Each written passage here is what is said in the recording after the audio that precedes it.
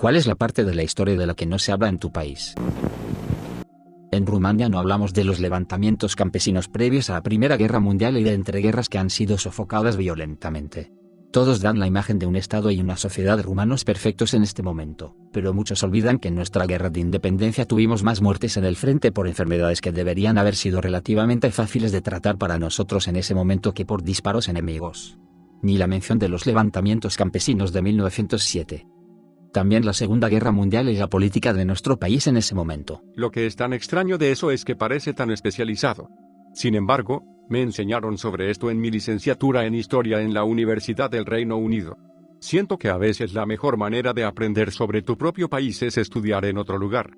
Siendo británico, aprendí mucho de mis compañeros irlandeses de la universidad que solo se mencionó brevemente en la escuela. Holocausto rumano. Los rumanos niegan que tuvimos asesinatos en masa durante la Segunda Guerra Mundial, que judíos y gitanos fueron asesinados y que enviamos a muchos de ellos a campos de concentración, como Auschwitz. Interesante historia sobre eso del libro Calle sin Alegría. Elia Witzkowitz era un judío rumano que durante la Segunda Guerra Mundial, mientras era prisionero en un campo de concentración, presenció el asesinato de su familia a manos de un guardia penitenciario rumano llamado Stanescu. Witzkowitz juró vengar el asesinato de su familia a manos de su compañero rumano, pero no pudo encontrar al hombre después de la guerra. Después de la guerra emigró posteriormente a Israel, donde sirvió en las fuerzas de defensa de Israel hasta que se enteró de que Stanescu se había alistado en la Legión extranjera francesa, lo que lo llevó a desertar del IDF y unirse a la Legión extranjera. Witzkowitz pudo rastrear y matar a Stanescu en la Indochina francesa. Más tarde fue sometido a un consejo de guerra en Israel por deserción y sentenciado a 1 año de prisión. Brasil destruyó Paraguay, matando a casi todos los hombres y muchas de sus mujeres y niños. Fue una verdadera masacre. Un poco de contexto aquí, algunos historiadores estiman que tanto como el 90% de la población paraguaya masculina adulta murió en la guerra. En las batallas finales reclutaron niños literales, y me refiero a niños menores de 10 años. Estadounidense que vivió en Paraguay por un par de meses aquí. Lo verdaderamente perturbador es que muchos paraguayos tampoco lo saben. Había leído sobre la guerra de la Triple Alianza antes de ir a Paraguay para el verano, y sabía que los historiadores la consideraban un baño de sangre, principalmente causado por, que se joda, Francisco Solano López, dictador de Paraguay. De hecho, ordenó que comenzaran a enviar niños varones a la batalla cerca del final cuando estaban perdiendo. Era un maldito idiota. A la mierda con ese tipo.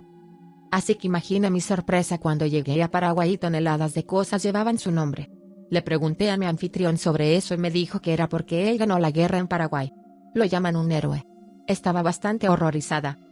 Consulté con el director de la escuela secundaria local para ver hasta dónde llegó esta mala educación y dijo que Paraguay fue aniquilado en esa guerra, por lo que al menos la verdadera historia no está completamente enterrada. Fascinante, terrible guerra. Aquí en Sudáfrica, los verdaderos nativos, los Khoikhoi, son las personas más desfavorecidas política y económicamente y a nadie le importa una mierda. Ni a nivel local, ni a nivel internacional. Cuando los restos de Saartjie Baartman, una mujer Khoikhoi, lea su historia, es bastante horrible, fueron devueltos a Sudáfrica, no solo no se invitó a la gente Khoikhoi a su entierro, sino que se los mantuvo fuera. Lo mismo es cierto en Uganda de los Echuya Batua. Los grupos étnicos que dominan políticamente el país han pasado recientemente del genocidio activo a la privación y marginación total de los Batua, y ni siquiera es un tema controvertido. Aparentemente, nadie en una posición de poder se preocupa por su bienestar. No hablamos de los eventos de Septiembre Negro en Jordania. Los fidayines palestinos intentaron derrocar el reino, el ejército toma represalias y bombardea los campos de refugiados donde se establecieron los fedayines.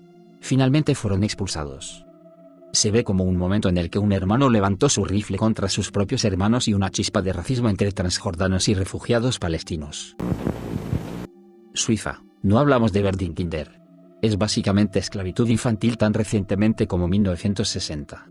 No te puedes imaginar el horror de los niños de la población pobre que son vendidos a los granjeros para trabajar en el campo, siendo abusados físicamente y sexualmente, en el país más rico del mundo. Sí, no hablamos de eso. La gente en Suecia se siente realmente incómoda cuando señalas que nosotros, como país, estábamos realmente interesados en la eugenesia.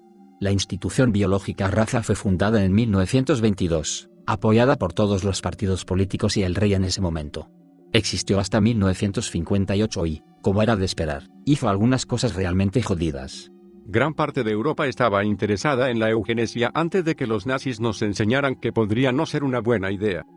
Aunque eso es demasiado generoso. Más bien pensaron que compartir ideología con los nazis los pondría políticamente en un terreno inestable. Nueva Zelanda casi tuvo eugenesia legal. En 1928, el Parlamento estuvo a punto de aprobar un proyecto de ley que obligaba a la esterilización de los deficientes mentales y el Ministerio de Educación estaba obligado por ley a dar los nombres de los niños defectuosos al Ministerio de Salud. Una parte separada de la ley decía que a esas personas no se les permitía casarse.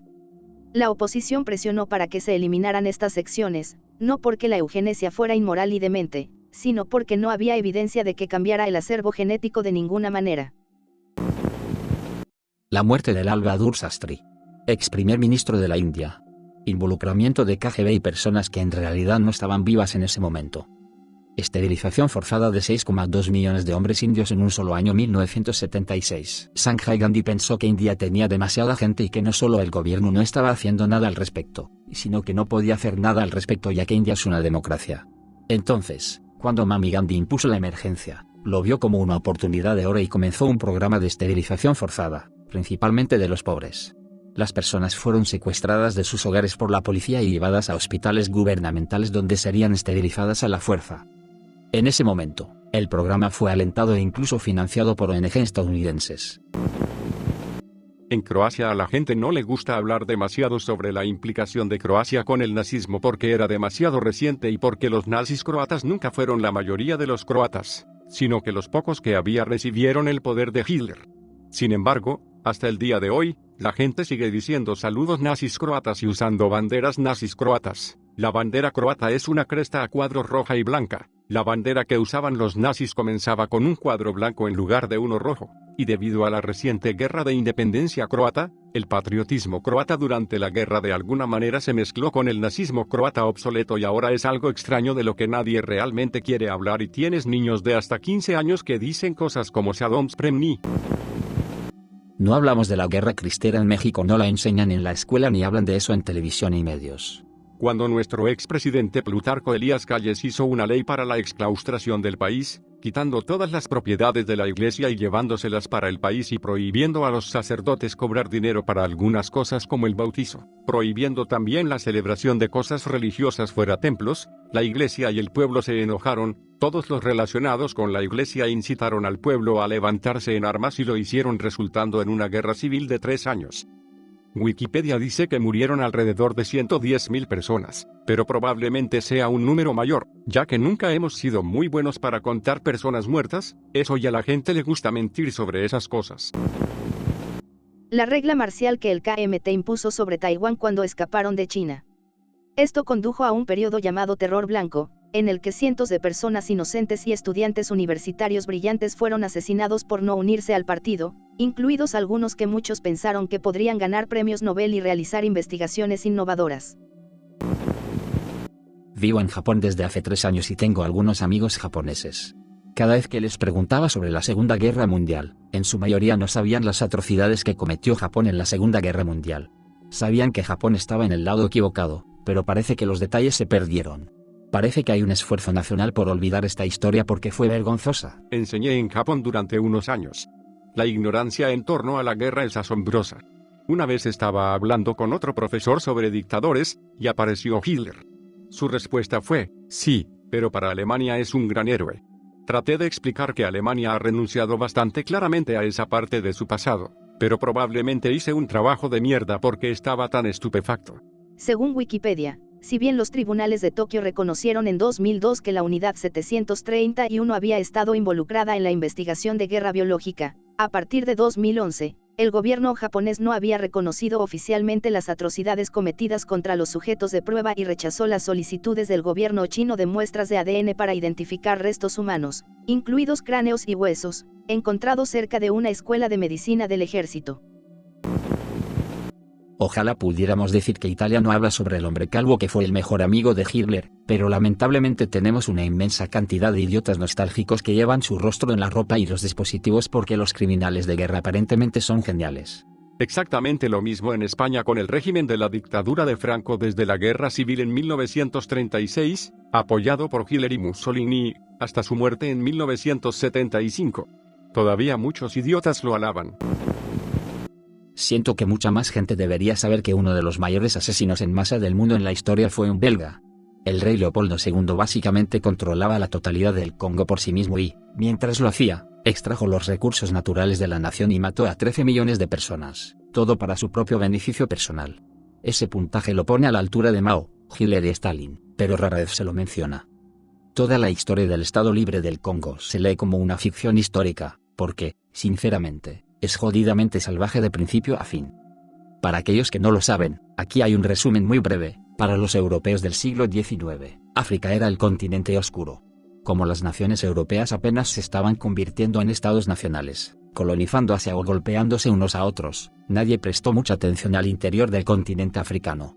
Las regiones costeras albergaban algunos puertos y centros comerciales, pero nadie estaba particularmente interesado en adentrarse tierra adentro.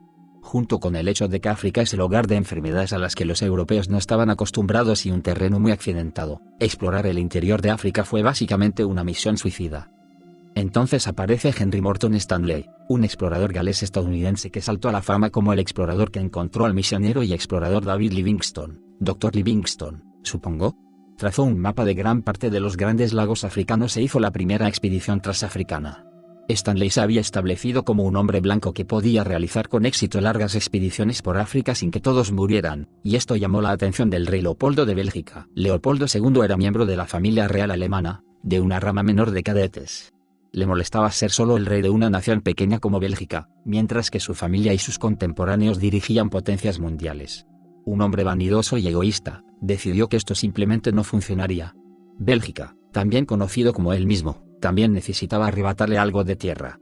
Las Américas eran en su mayoría naciones independientes, y ya era demasiado tarde para Asia, dejando África. A medida que las potencias europeas dirigieron sus ambiciones coloniales hacia África, consiguió un asiento en la mesa de la Conferencia de Berlín para tratar de sacar el máximo partido. Dado que los grandes jugadores, principalmente Francia e Inglaterra, querían la mayor cantidad de costa posible para el comercio, pudo argumentar que él, de la nobleza alemana, liderando una pequeña nación de hablantes de francés y holandés flamenco, sería un buen amortiguador para que los franceses e ingleses no entren en su guerra número 389 entre sí, difundiría el cristianismo y protegería al congoleños de los esclavistas árabes. Los otros poderes simplemente dijeron puf lo que sea y él se convirtió en el soberano de un territorio casi 78 veces más grande que Bélgica. ¿Por qué le importaría el Congo? Un territorio sin mapas de espesa selva tropical, enormes ríos, inmensas montañas y enfermedades tropicales mortales. Bueno, después de contratar a Stanley para lanzar y hacer una expedición por el río Congo, descubrió que la Tierra tenía una cantidad increíble de enredaderas de caucho. El proceso de convertir el caucho en algo utilizable acababa de ser descubierto, y el occidente industrializado simplemente no podía tener suficiente. Las enredaderas de caucho tardan unos 20 años en ser cosechables. Los europeos plantaron lotes en todas sus plantaciones coloniales, pero tardaron décadas en poder sacar provecho. Tú y tus amigos conocían este pequeño secreto. Entonces Leopoldo se convirtió en el único propietario del Estado Libre del Congo. El gobierno belga no tenía jurisdicción legal real sobre el territorio, pertenecía a un solo maldito tipo. No perdió tiempo en exprimir cada gota de ganancia de su posesión. Caucho, marfil, madera, etc. fueron los principales objetivos.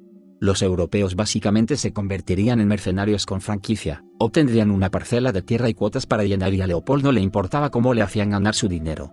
Esto es lo que condujo a las innumerables atrocidades en el Congo, no solo el infame arrancar las manos, sino también la posterior propagación de enfermedades como la enfermedad del sueño y la introducción de otras como la viruela que mató a millones.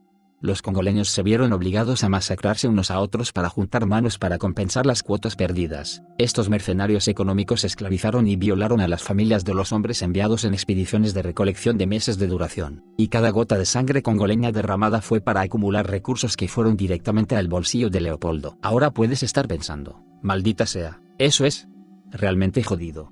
¿Peor que todas las demás potencias coloniales? No solo tiene razón, sino que el mismo Leopoldo sabía que si se corría la voz estaría en problemas con la comunidad internacional. Por sus múltiples defectos como persona, fue un maestro indiscutible en el control de las noticias y la opinión pública. Sus fuerzas privadas mantuvieron un control estricto sobre cualquier noticia que saliera de su territorio, construyó nuevos palacios y museos de lujo en casa, pero la mayor parte lo gastó en él y su amante. Incluso construyó un tren personal con un enlace directo a París, porque ella odiaba Bélgica, y se presentó a sí mismo como una figura gentil y de abuelo ante la prensa. Muchos europeos vieron su relación con sus colonias como paternalista, para extender la civilización a los subdesarrollados. Bueno, eventualmente la gente comenzó a preguntarse cómo demonios salían tantos recursos de una colonia sin rastro de papel. Los personajes involucrados en la ruptura de la historia incluyen un oficial irlandés gay, empresarios cuáqueros antiesclavistas en Liverpool, esclavos negros estadounidenses liberados convertidos en misioneros y una fotógrafa periodista, entre otros. Cuando finalmente se corrió la voz, el mundo estaba absolutamente furioso, y Leopoldo tuvo que ceder el control al gobierno belga en 1908. ¿Por qué algunos ven a Leopoldo de manera bastante positiva incluso hasta el día de hoy? ¿Por qué el Estado Libre del Congo es desconocido para la mayoría de la gente? Bueno, Leopoldo murió en 1909 y en 1914 Bélgica fue arrollada por el Imperio Alemán y fue vista como víctima de una nueva gran guerra y no como colonizadores sedientos de sangre.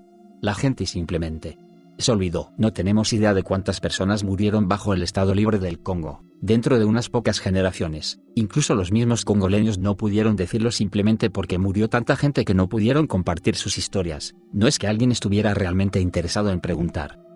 Más de 10 millones de personas murieron horriblemente para alimentar el ego de un hombre. Es el cenit de anteponer las ganancias a las personas, un escaparate de cuán indescriptiblemente crueles pueden ser los humanos si la codicia tiene prioridad. Lea El fantasma del rey Leopoldo si está interesado y tiene un estómago fuerte. Es mucho más brutal de lo que he descrito aquí, junto con algunos giros de la trama realmente inesperados y personas increíbles que luchan por los derechos humanos. Vivo en Bélgica y cuando estaba en la escuela secundaria eso no era parte del programa educativo. Pero debido a un problema de programación, tuve que tomar 4 horas a la semana de historia en lugar de las 2 obligatorias. Eso era nuevo en mi escuela, por lo que la maestra estaba construyendo su curso junto con nosotros y aprendimos sobre esto. Todavía me desconcierta que los belgas puedan terminar la escuela secundaria sin que les enseñen esto. Los maoríes esclavizaron y comieron a otros maoríes. Está bien documentado, pero completamente ignorado cuando se habla de nuestra historia. Todas las personas han hecho cosas de mierda a otras personas a lo largo de la historia. Debemos reconocerlo, aprender de él y seguir adelante. Purga comunista en Indonesia. Para combatir el comunismo, el gobierno permitió ejecuciones extrajudiciales y arrestos sin juicio en los años 60. Millones de personas murieron y los familiares que sobrevivieron no pueden votar, no pueden trabajar para el gobierno y fueron marginados hasta 1998. Durante décadas, incluso cuando el gobierno de entonces ya no está en el poder, esos familiares no recibieron justicia porque hablar de las víctimas es hablar de comunismo y hablar de comunismo es malo. Los australianos y británicos nunca escuchan sobre el esquema de niños migrantes. Los padres británicos tuvieron que dar a sus hijos a orfanatos temporalmente durante la guerra. Y esos niños enviados a Australia para una vida mejor solo para ser utilizados como esclavos. Luego al cabo de un tiempo les dijeron que sus padres habían muerto en la guerra. Les dijeron lo mismo a los padres. Y nunca supieron si su familia está viva. Se hizo una película sobre la mujer que lo descubrió, Oran Sunshine. En el Reino Unido, como adolescente en la escuela secundaria, nunca te enseñan sobre las atrocidades que cometió nuestro propio país durante el gobierno del Imperio Británico. Incluso los archivos que documentaron estas atrocidades fueron sistemáticamente destruidos por el Ministerio de Asuntos Exteriores en la década de 1960 para no avergonzar al gobierno de Su Majestad. En Indonesia no hablamos de la masacre de los remanentes de los holandeses después de que el gobierno colonial holandés saliera de Indonesia. Contexto: en 1942, el gobierno de los Países Bajos salió de Indonesia porque fue derrotado por los japoneses en la Segunda Guerra Mundial de Asia-Pacífico. El vacío de poder creado por los Países Bajos causó confusión entre los políticos locales y sus masas. Cuento breve: antes de que Japón llegara a reemplazar a Holanda y restaurar el orden, sucedieron todo tipo de atrocidades a la familia colonial que se había quedado en Indonesia. Fueron violados, asesinados, torturados, decapitados, saqueados, lo que sea. Esto sucedió porque la gente local oprimida se vengó de los blancos que solían ser sus amos, que los trataron como esclavos durante años, incluso siglos. El problema es que a este acto de venganza no le importó quién lo obtuvo. Los niños, los ancianos, las mujeres, los holandeses de sangre pura o los holandeses mixtos, sus sirvientes o cualquier persona que trabajara con ellos eran tratados de la misma manera. Casi toda la información sobre estos eventos no existía en la historia de Indonesia. Solo conocías esta historia por aquellos que tuvieron la suerte de escapar. Portugal. Enseñar en la escuela que éramos los buenos colonizadores, para nada crueles como los españoles, borrar todas las masacres en las colonias africanas. El actual presidente incluso dijo que no se disculparía por ellas. El hecho de que solo entramos en la Primera Guerra Mundial para proteger dichas colonias y no porque fuéramos aliados. El hecho de que fuéramos neutrales en la Segunda Guerra Mundial cuando en realidad estábamos deportando judíos a campos.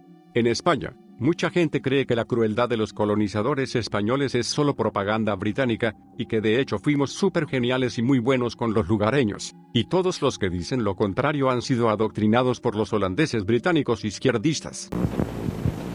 Suiza quita niños a los gitanos y se los da a padres suizos blancos para borrarlos de la historia.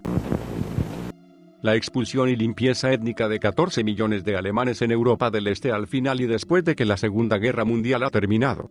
Muchas personas, incluso en países de habla alemana, no saben que eso sucedió. Aquí venezolana. Trate de hablar sobre las tendencias menos que democráticas de Simón Bolívar, y obtendrá muchas reacciones de enojo. Desde mi perspectiva, diría que en Noruega no hablamos mucho, o lo suficiente, sobre cómo Anders Breivik fue uno de nosotros.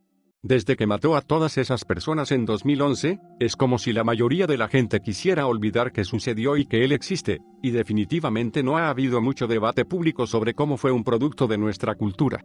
Creo que nos enorgullecemos tanto de ser un país progresista y pacífico que es casi una amenaza para nuestra identidad nacional. Además, los 400 años que estuvimos bajo el dominio danés tienden a no hablarse mucho en la escuela, etc. No hay pueblos indígenas en Tasmania. También el hecho de que más niños indígenas son separados de sus familias ahora que en los años 60. Esto es en toda Australia.